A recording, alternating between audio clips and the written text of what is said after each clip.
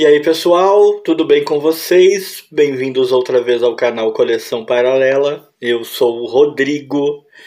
Bem-vindos a outro vídeo de segunda-feira da nossa série de minisséries, né? Sou até bem isso, hein? E pro vídeo de hoje a gente tem uma coisa que eu até não lembrava que tinha, não imaginei que faria parte.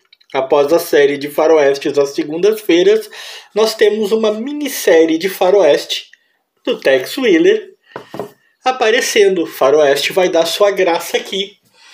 Embora seja uma minissérie, pelo que eu pude perceber, apenas aqui no Brasil, né, tenha sido publicada neste formato minissérie apenas aqui no Brasil, porque a informação que tem aqui na revista dá a entender que não foi publicada sobre este formato na Itália. É minissérie, entrou para nós como minissérie, então tá valendo, né? É uma ediçãozinha, né? Ambas são duas edições, na verdade. É uma minissérie em duas edições. Edição 1, edição 2, publicada aqui pela Mitos, no velho esquema de, né, lombadinha quadrada. Isso se deu em 2007. O ano de publicação, e é Tex, o Veneno do Cobra. A história em si traz todos os elementos que nós já conhecemos do bom e velho Tex Willer, né? Só que desta vez envolvido, como aconteceram tantas vezes na carreira do Tex, envolvido com perigos vindos, né, da China, né? Seus inimigos são chineses, uma seita chinesa, aquela coisa, bairro chinês, quadrilha chinesa e por aí vai. O texto é do Nise, os desenhos são do Leteri. E, cara, o que eu posso dizer desta aventura em si?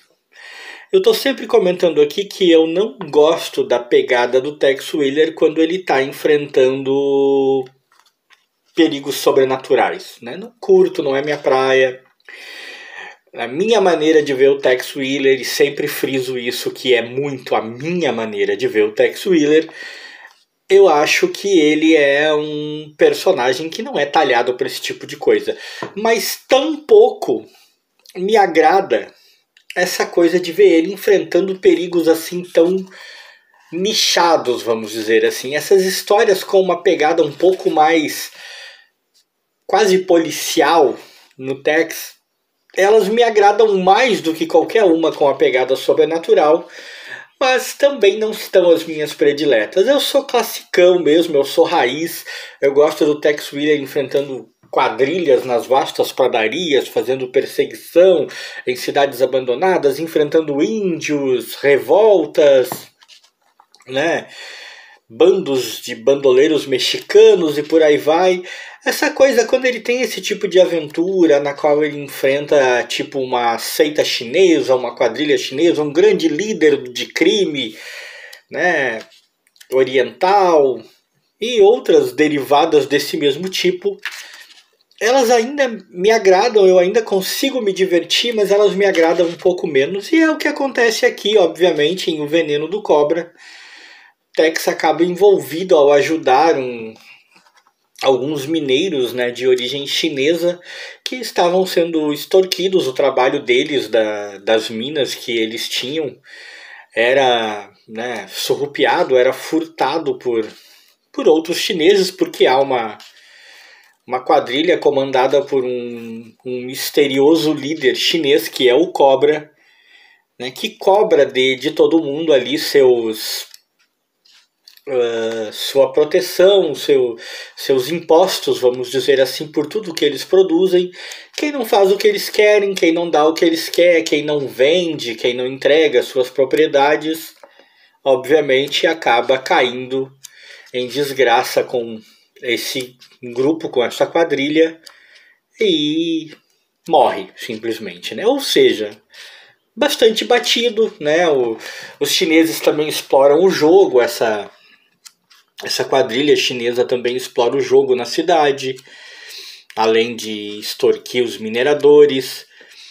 E Tex e o Kit Carson, que são os dois que participam dessa aventura, né? São os personagens principais, acabam passando por poucas e boas para desbaratar a quadrilha. Tem a velha questão que também é muito clichê do líder que não revela o seu rosto, mantém o rosto escondido, nem a maioria dos seus subordinados não sabe quem ele é, né? Pouquíssimos sabem.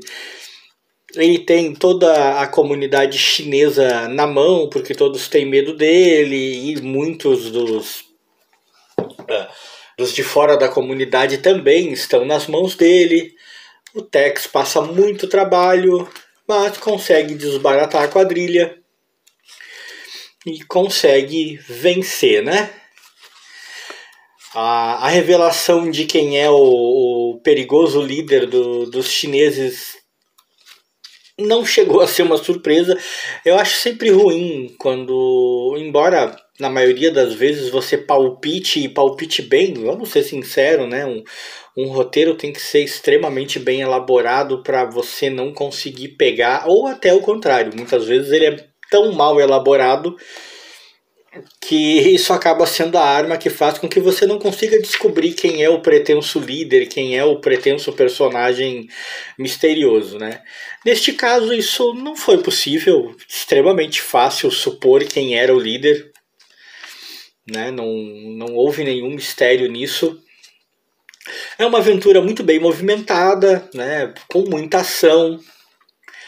Enfrenta-se, né, muitos perigos, tem muitas reviravoltas, típica do Tex, típica das aventuras do Tex, como a gente sabe, acontece muito nas aventuras dele.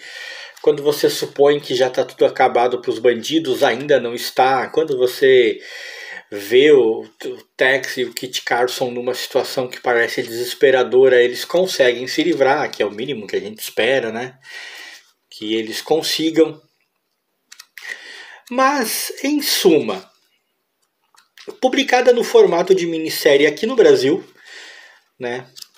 Porque na Itália ela foi publicada, né, de outra maneira, em outro formato, né? Aqui, ó. História originalmente publicado em Maxitex. Né? O Veneno do Cobra é uma ideia que não é ruim. Fazer uma minissérie com o Tex, dar o título de minissérie especial, pegar uma história que foi publicada em 2 partes e transformá-la em minissérie, eu não acho ruim.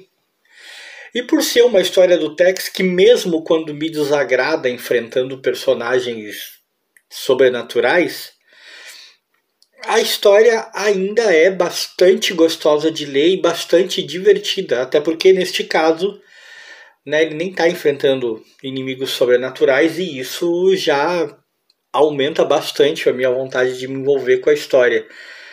Só que, como eu sempre digo, mesmo as histórias mais fracas do Tex costumam ser melhor do que a média da maioria das histórias dos outros personagens, não só do gênero dele, faroeste, mas de muitos gêneros, né, da maioria dos gêneros. Só que isso não significa que ele seja imperturbável, que ele seja infalível e que absolutamente tudo o que sai no Tex é extremamente bom. Não, o Veneno do Cobra não é. Tá? Mesmo que esqueçamos a questão de que aqui foi publicada como minissérie, e não foi a única, né? A Mitos...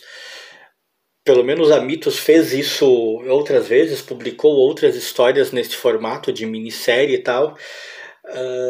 Ela é uma história boa, sem ser excepcional, sem ser marcante.